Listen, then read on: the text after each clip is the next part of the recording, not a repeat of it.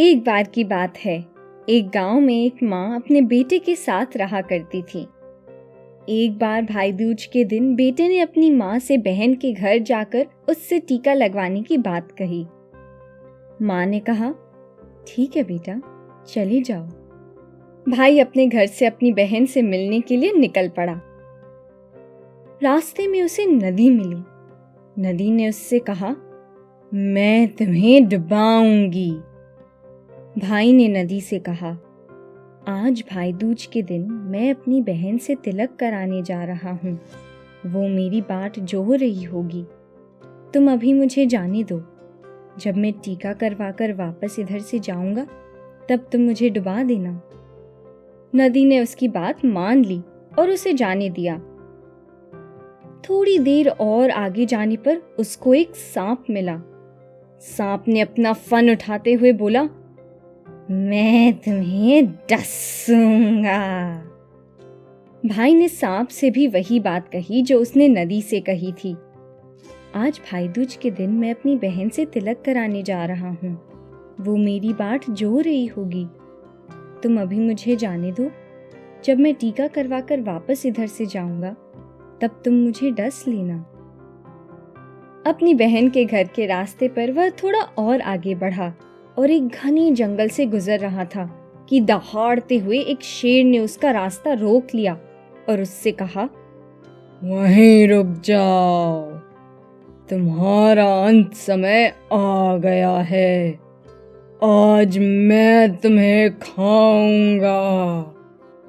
उसने शेर से भी बहन के घर जाकर टीका लगवाने की बात कही और बोला, जब मैं अपनी बहन के घर से टीका लगवाकर वापस आऊं तब तुम मुझे खा लेना। शेर ने भी उसे जाने दिया। ऐसे अपनी जान शेर, सांप और नदी के पास गिरवी रखकर किसी तरह वह अपनी बहन के घर पहुंचा। उसने बहन के घर के दरवाजे से उसे आवाज लगाई। भाई को घर आया देखकर बहन बहुत खुश हुई और भाई को बिठाकर उसके लिए पकवान बनाने लगी। भाई ने तिलक लगवाकर भोजन किया और थोड़ी देर के लिए सो गया। शाम को भाई ने अपनी बहन से कहा, बहन, अब मैं घर वापस जाऊंगा। तू मेरे लिए रास्ते में खाने के लिए कुछ बांध दे। बहन ने भाई के लिए खाना और लड्डू बांध दिए और भाई बहन से विदा लेकर अपने रास्ते निकल गया। भाई के जाने के कुछ देर बाद बहन के बच्चों ने खाने की जिद की तो उसने उनको बचे हुए लड्डू खाने को दे दिए। बच्चों ने देखा कि लड्डू में कांटे हैं और माँ को बताया।